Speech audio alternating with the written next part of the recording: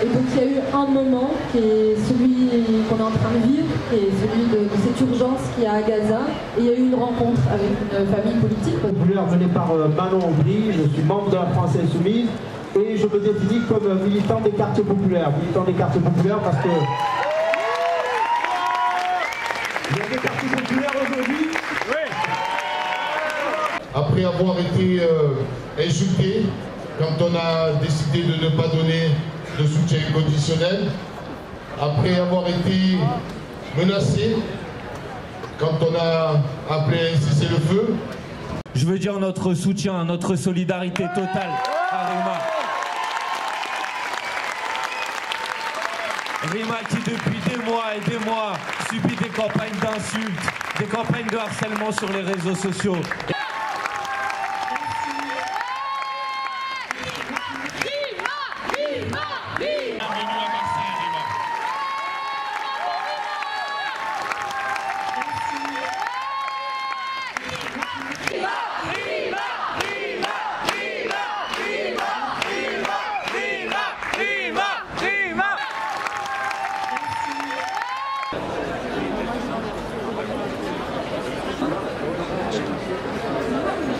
Elle est là en fait, elle est dans les pays occidentaux. Et je ne parle pas des peuples parce que moi j'ai conscience et j'ai grandi ici.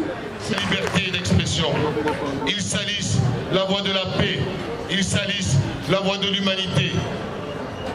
Et aujourd'hui, Rima, ici présente,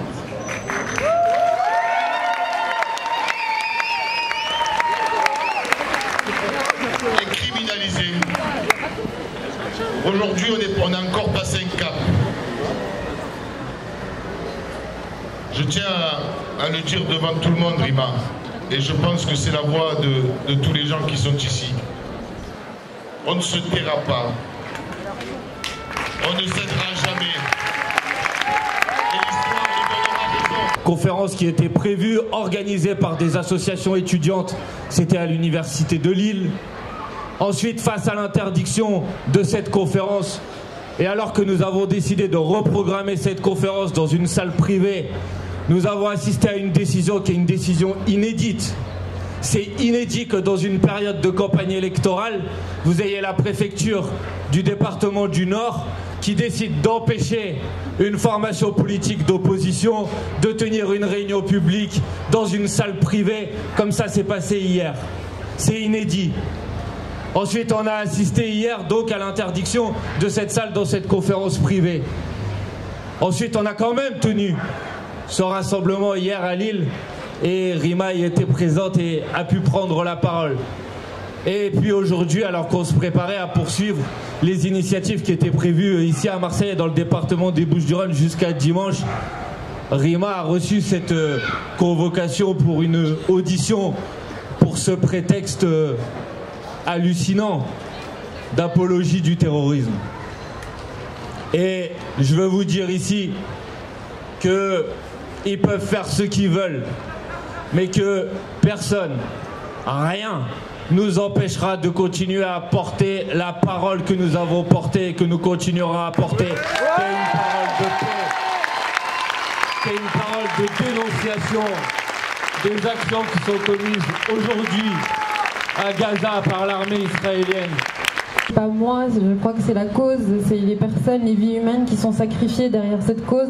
C'est toutes celles et ceux qui sont aujourd'hui sur place, dont les droits sont bafoués. C'est aussi pour ça qu'on se bat. Donc voilà, je pense qu'il faut qu'on garde vraiment en tête, c'est que derrière ce qui est en train de se passer en France, c'est à la fois nos libertés pour nous, pour chacun, chacune, pour les modèles de société dans lesquels aussi on veut vivre, de pourquoi on se bat, pour qu'on puisse chacun et chacune avoir ces libertés de pouvoir s'engager sur des causes qui nous portent.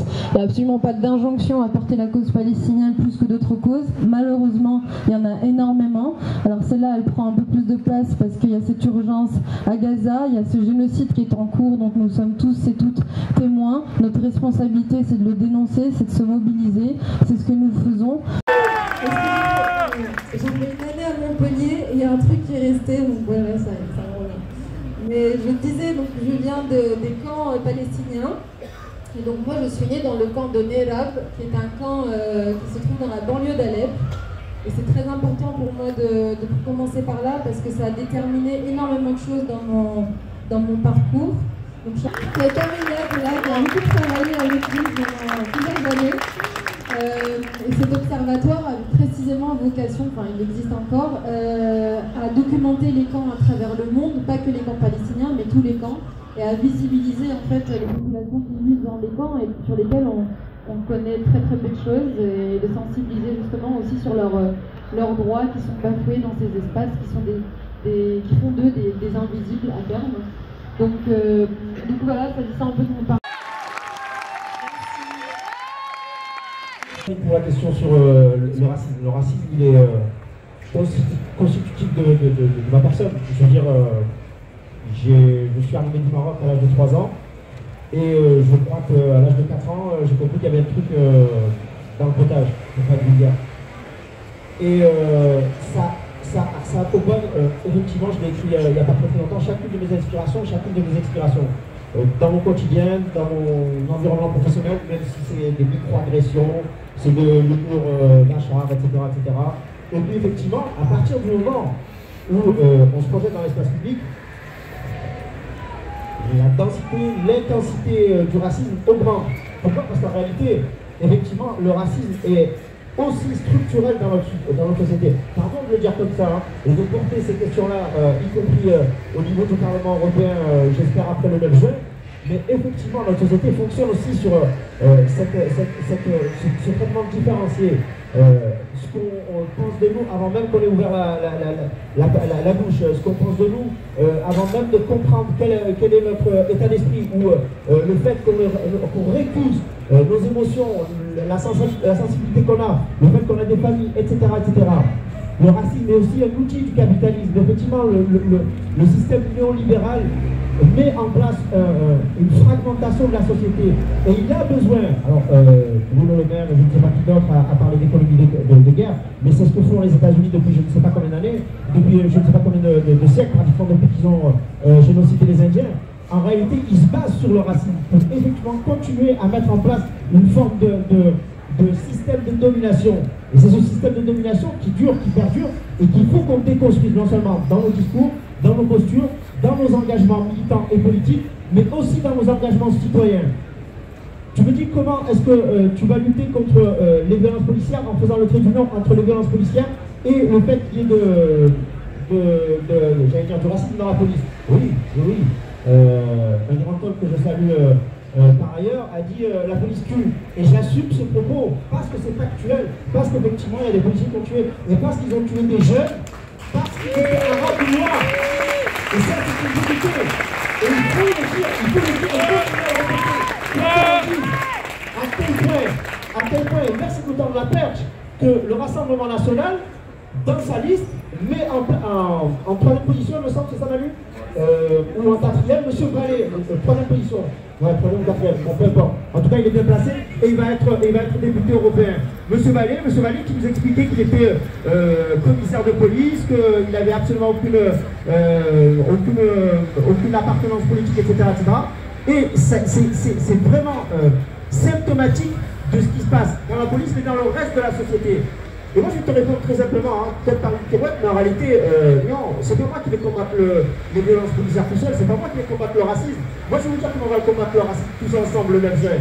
Avec ça, le 9 juin,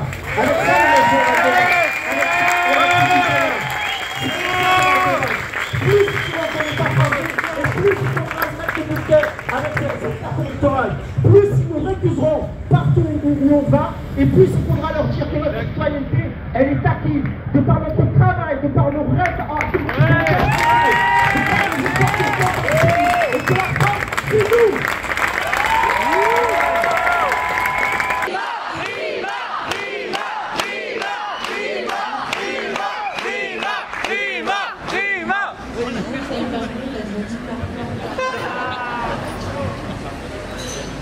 Mais vraiment, vous remercier